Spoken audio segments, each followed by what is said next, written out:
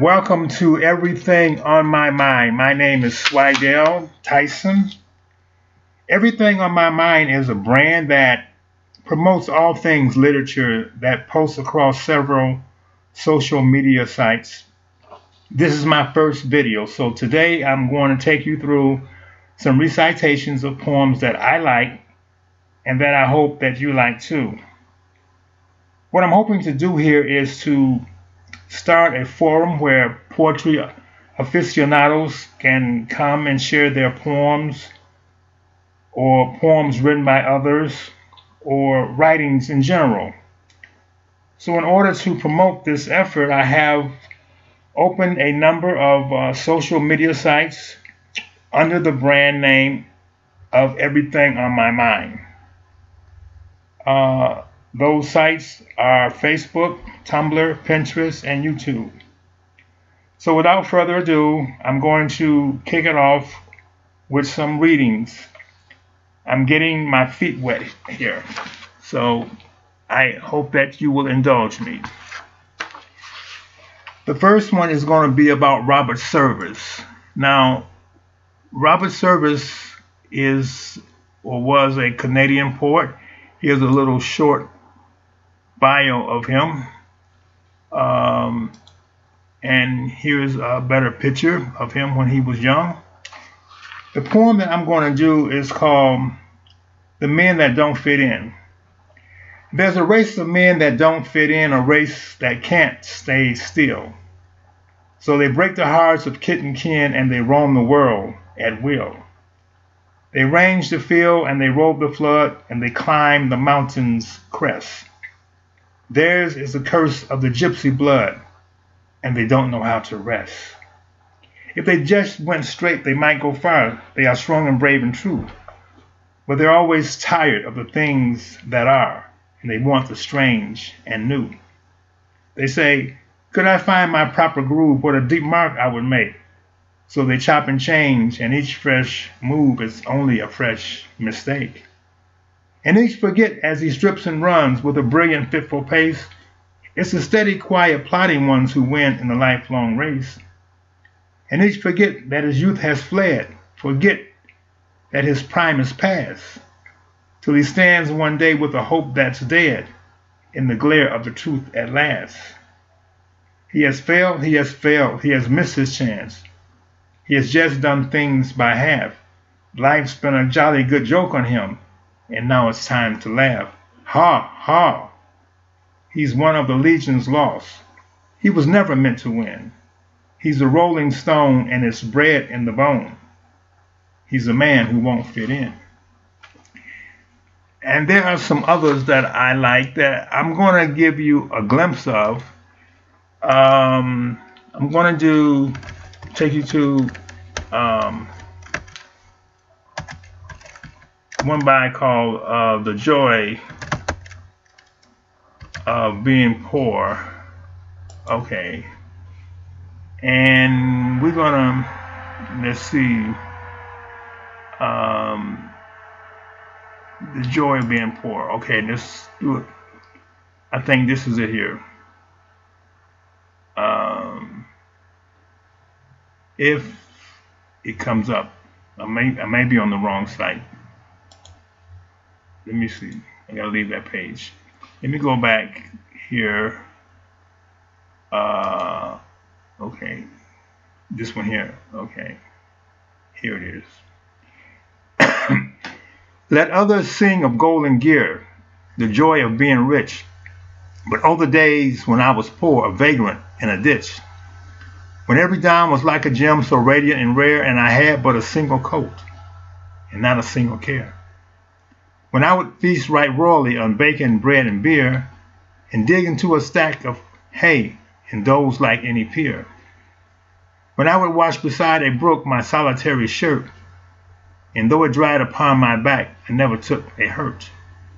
When I went roping down the road contemptuous of care, and slapped adventure on the back, by gad, we were a pair.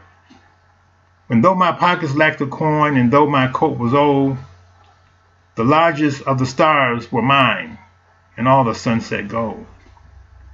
when time was only made for fools and free as air was I, and hard I hit and hard I lived beneath the open sky.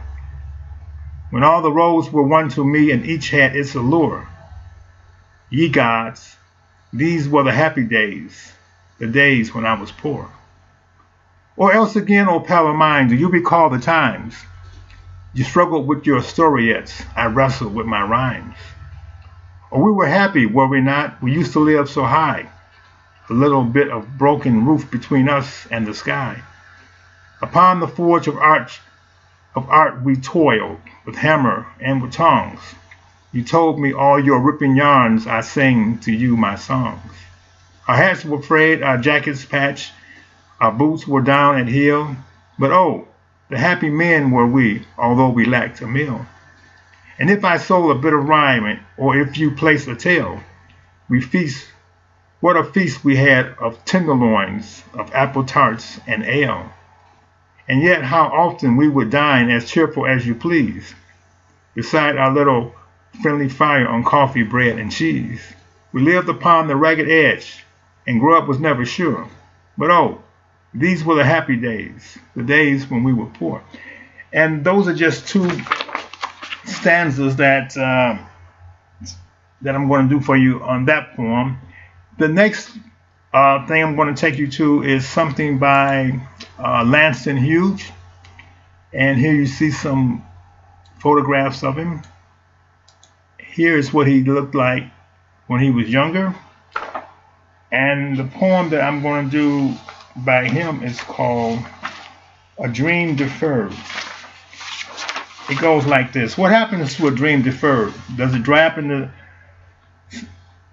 up like a raisin in the sun, or fester like a sore and then run? Does it stink like rotten meat, or crust and sugar over like a syrupy sweet? Maybe it just sags like a heavy load, or does it explode? And that was Langston Hughes. The next one I'm going to do is something that I wrote myself, and it's called Back in the Day. I wrote this quite hastily. I hope you can indulge me on this one. It needs some work, but I'm going to share it with you. We cling to a past even as the future instructs us to let go. What is it that we cherish in our reminiscence? Were we really enamored by that song, by her, by him, by them? My memory devises to trick me to recall only what that pleases me. Why do I cry now when I failed then to feel? I don't remember being a fan or shedding a tear. We fantasize in so many aspects lives that we never live. Just like the expert at hand is somehow not as great as the one from afar, our happiness now is less to what it was like back in the day. And that needs some work, but I shared it with you anyway.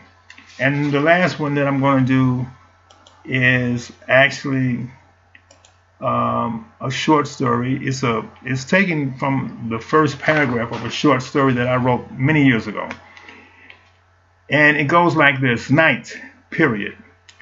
A summer rain mirrors a sheet of water across the asphalt as tires of cars throw back the water to the curb where pedestrians scurry under newspapers and umbrellas, hurrying towards their destinations.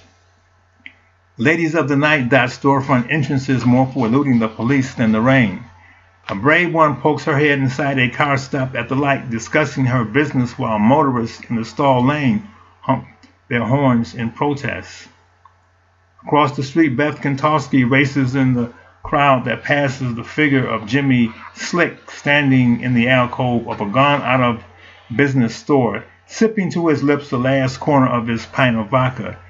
He is neither mindful of Beth or the prostitute who ducks inside the automobile that swerves her away into the kaleidoscope of neon signs and the rainbow. And that was that. And I hope that you enjoyed those readings.